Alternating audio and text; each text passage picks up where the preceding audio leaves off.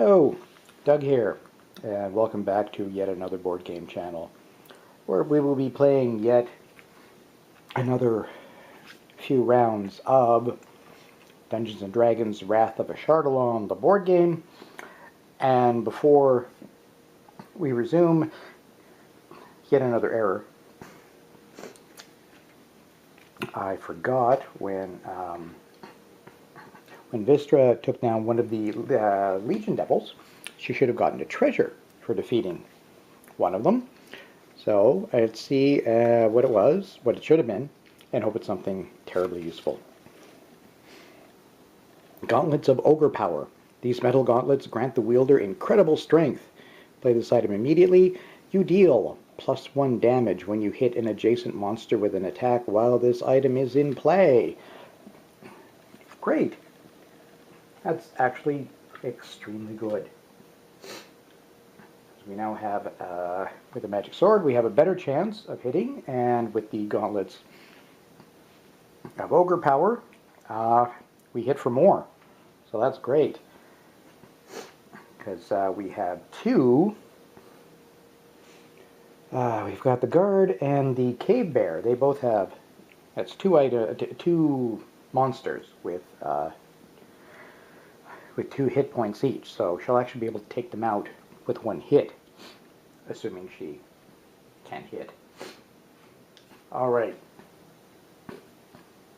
So, on our next turn, we are entering the hero phase, as always. We're not quite down to 0.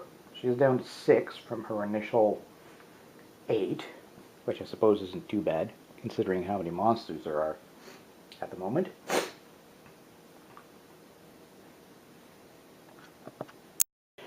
So what are we going to have her do? Well, she could move and then attack. She can attack and then move, or she can just run for the hills and try to get the next tile revealed. However, we still have an awful lot of monsters that we need to deal with.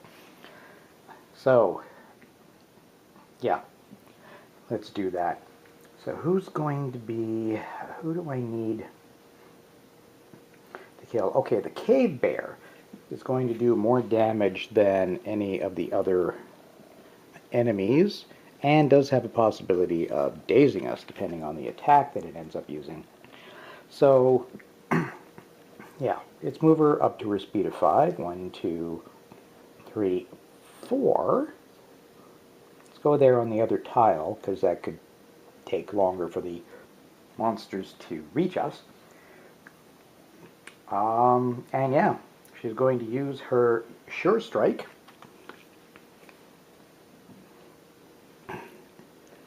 Which will give her a +11 on her roll, but a +2 on top of that for the magic sword, and we're trying to hit an armor class of 14. 7. However, it's a low roll, but +13 is 20, which is enough to hit the cave bear and do 2 damage to it. And taking it out because of those Gauntlets of Overpower. Yay! So we will put the cave bear into our experience pile. Now, we can, if we want to, burn up experience to avoid encounter cards, if we so wish. See what the cards are, and see if some of them are easier to deal with others. We can also use the experience to flip Vistra over to her level 2 side, which will give her a slight increase in stats and a little extra power. But we have to roll a natural 20 while attacking, which is not going to happen for the rest of this turn because, yes, it's the exploration phase. We are not next to an unexplored edge, so we will not be revealing the next tile quite yet. So that means, unfortunately, we do have to do an encounter. I'll have to look up. I can't remember how much to get rid of things. Oh, okay, that's not a bad one, considering I'm playing solo. Warp in time. Your thoughts are clouded as a pocket of corrupted time washes through the dungeon. Each player passes one monster card, if he or she has one, to the player on the right. Okay, there we go. Passed one. Back to myself. We do draw another encounter card, though. So they're planning for somebody possibly playing on their own. So instead, that gives us a terrifying roar. The distant sound of a roaring dragon fills you with fear, causing you to uncontrollably shake. You are cursed. Place this card on your hero card as a reminder. You take a -4 penalty to attack rolls while this curse is active. At the end of the hero phase, if I roll, I can try to roll to get rid of it. It's not too bad considering how good my my bonuses are on everything, and I do have even odds of getting rid of the curse. So I think we're going to keep it for the time being. And now, that means we move on to, well, there's no villain to move, but now we move on to the monsters. So, Legion Devil number 1. If the devil is within 1 tile of a hero, they are not, because I moved over here. They are in fact 2 tiles away. Otherwise, the Legion Devil moves 1 tile towards the closest hero. And this is going to affect both of them. So they will move in. They can't move on to the burn spot, which means I get to choose where they go. So I'm going to put them nice and far away. Not that it matters that much, because they do move by tiles. Okay, our Dwarven Guard. If they are adjacent to a hero, they are not. If they are on a tile with no heroes and an unexplored edge, they are not. There's no unexplored edge. Otherwise, they move 1 tile towards the closest hero. Okay. Which means they're going to move on to the burn mark there. Well, that's not bad. We didn't get hit at all.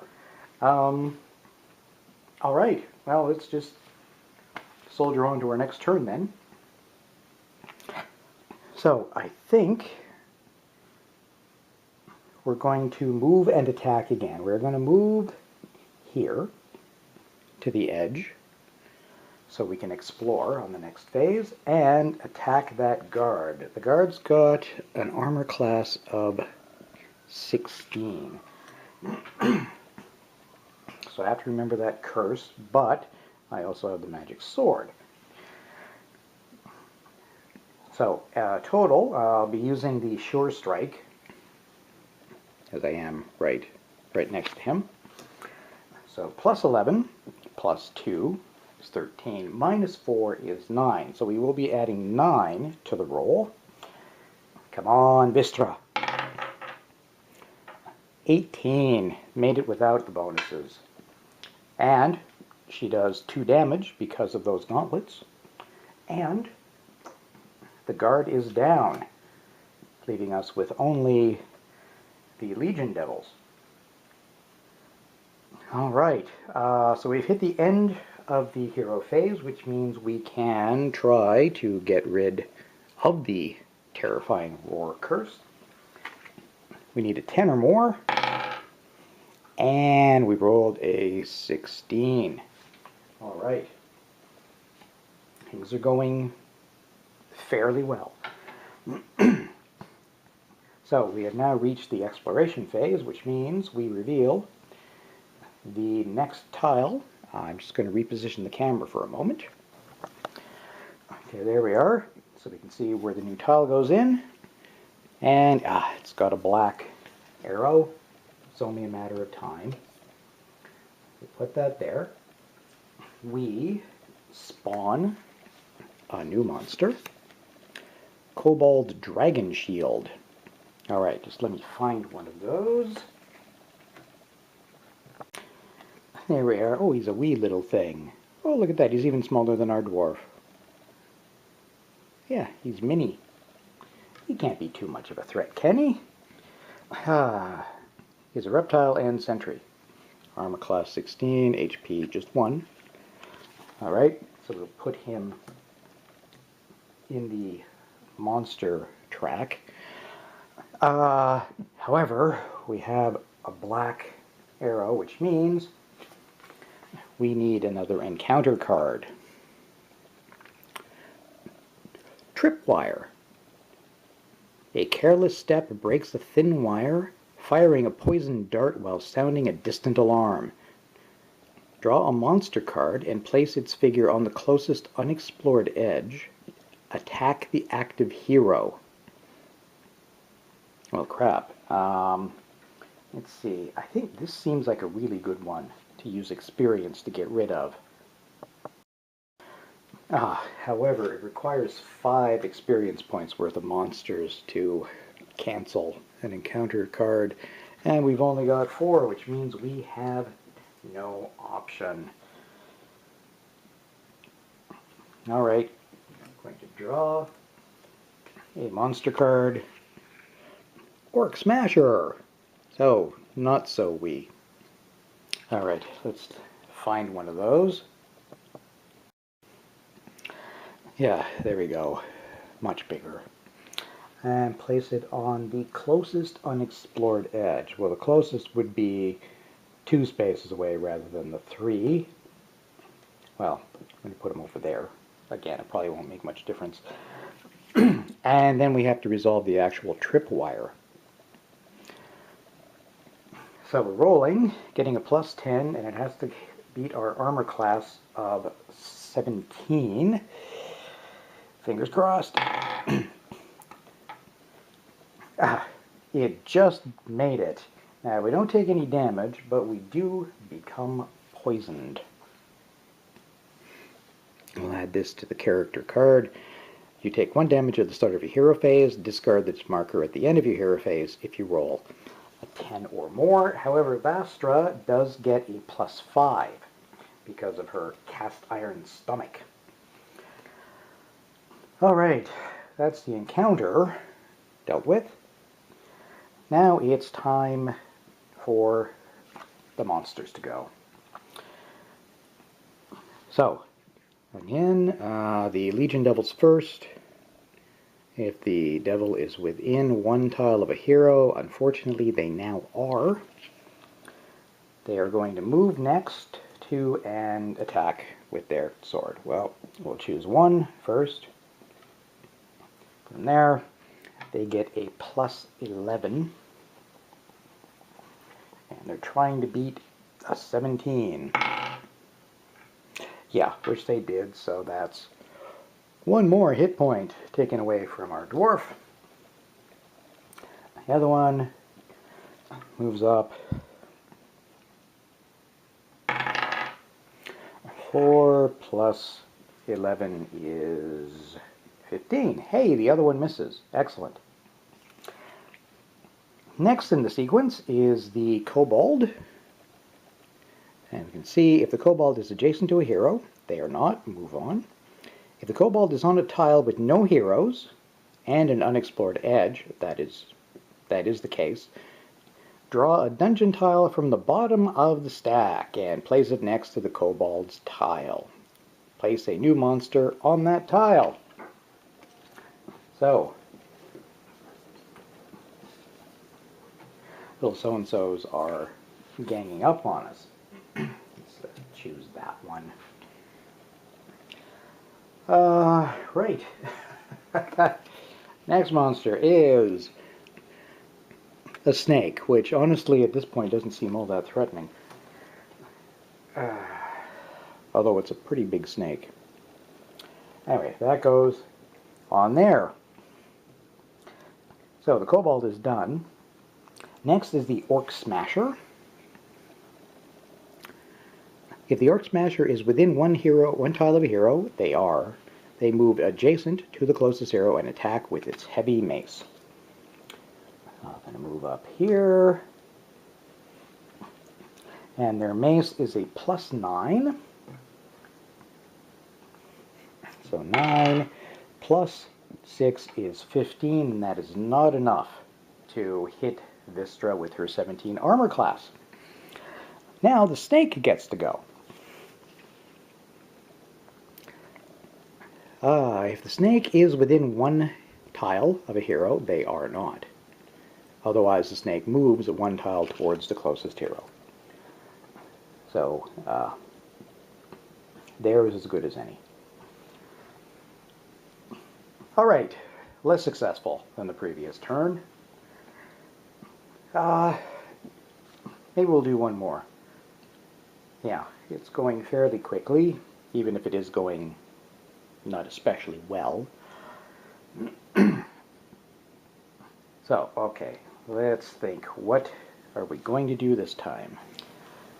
First, before we actually make any moves, the poisoned status is going to kick in, which knocks Vistra down to 4 hit points. Getting down there, but we haven't used any healing surges yet, so there's that at least. Just reminding myself of my different powers. Okay, so yeah, the poison kicks in. I think we're just going to hit one of those Legion Devils and move away. They have the highest chance of actually hitting with their +11 on their attack. So we're just going to hit the one in front. We are now rolling unhindered. Got rid of that curse. So, Legion Devils do have an armor class of 16, and I will be adding 13 to my roll. 5 and 13 is 18. Yay! Hey, you know what? I forgot to grab a treasure card again when I took down the Duragard Guard. So, let's see what I should have gotten a turn or two back. Item, Vorpal Sword. There is nothing as sharp as the bite of a Vorpal Blade. Play this item immediately. You gain a +2 bonus to attack rolls against adjacent monsters while this item is in play.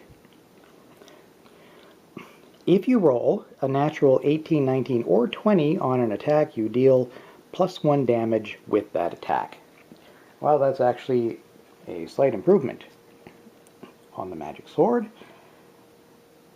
Now, do they both count, or can I only have one weapon working at one time? No, okay. I've double checked. While I can have both items in play, I can only get a single attack or defense bonus from an item. So, I will still hold on to them all, but I only get the single +2 from either the magic sword or the Vorpal Sword. I think we'll be using the Vorpal Sword because it has a little bit of extra bonus to it. Right, and now I just took down one of these. Goodbye. Which means I get a treasure card this turn as well. Let me see. Ooh, Blessed Shield. Blessing of Bahamut protects you and your allies. You and all heroes on your tile gain a +2 bonus to armor class while this item is in play. Well, that's good. Even though you tend to get swarmed with a huge amount of monsters in this, taking down one of them at all gives you a treasure card. So you kind of, it's sort of balancing out. You get hoarded, but killing them, killing a lot of them, because there are a lot of them to kill, gives you a whole bunch of items which make it easier to fight. Well, that's good. Now, having done that, she can move, although she does have her Dwarven Daily Power to regain 4 hit points instead of a move. Do I want to move her so that she gets another dungeon tile up?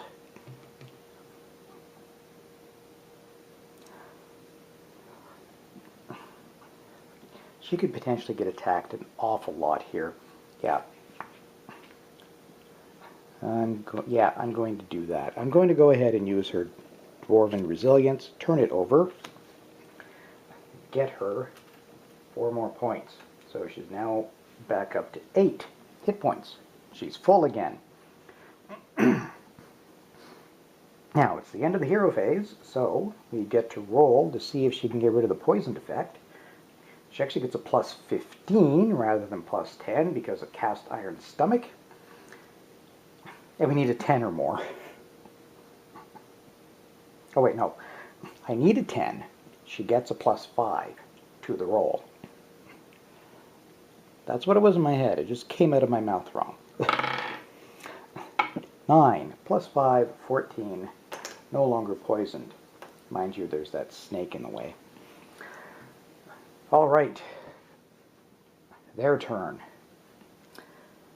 Now, I didn't move to explore for a new tile, which means, yes, dreaded encounter card.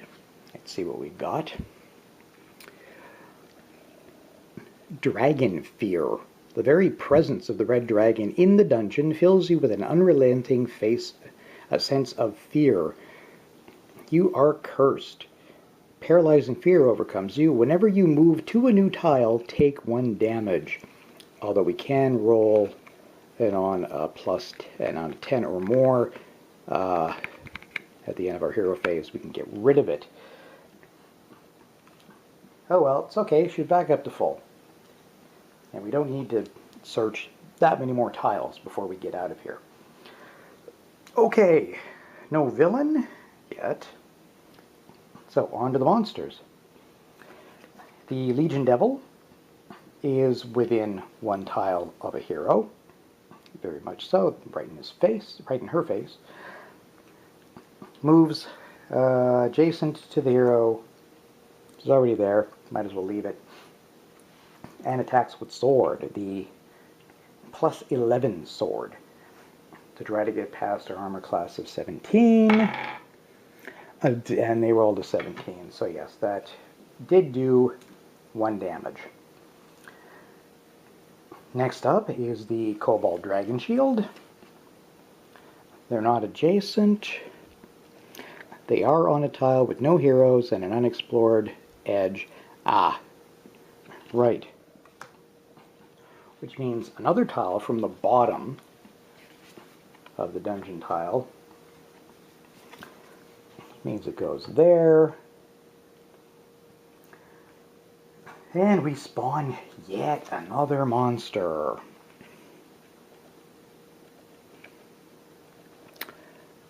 It's a Grell. They're kind of creepy looking. Alright. Well, there we go. That's the Kobold Dragon Shield. And next up is the Orc Smasher, who is within 1 tile of a hero, so they're attacking with their plus 9 mace. Against, actually my armor class is 19 with the Blessed Shield. Must remember that. Okay. This roll plus 9. And I forgot to put a Grell in place. There we go. Rolled a 17 plus 9. Yeah, that's plenty. Which means she takes another damage. Good thing she healed up. Next up, the snake. If the snake is within 1 tile of a hero, they now are. It moves adjacent to the closest hero and attacks with a venomous bite, which is a +7 to possibly get poisoned again. Yay! 3 +7 is not enough. So, we're not poisoned anyway. And now we get to activate the Grell. Let's have a look. It's our first time activating this one. If the Grell is adjacent to hero, they are not. If they are within 1 tile of a hero, they are not. They are 2 away. Otherwise, move 1 tile towards the nearest hero. Let's put them over there. Okay, I think we'll leave it at that for this video. We're making some progress, a little bit. We're encountering lots of new tiles, just none of them are the ones that we want that get us towards our goal. Alright, we'll pick it up next time and see if Vistra can hack her way through these beasties. And yeah, so thanks everybody for watching. Thanks for all likes and subscribes and comments and all that other stuff. And we will see you next time. So long.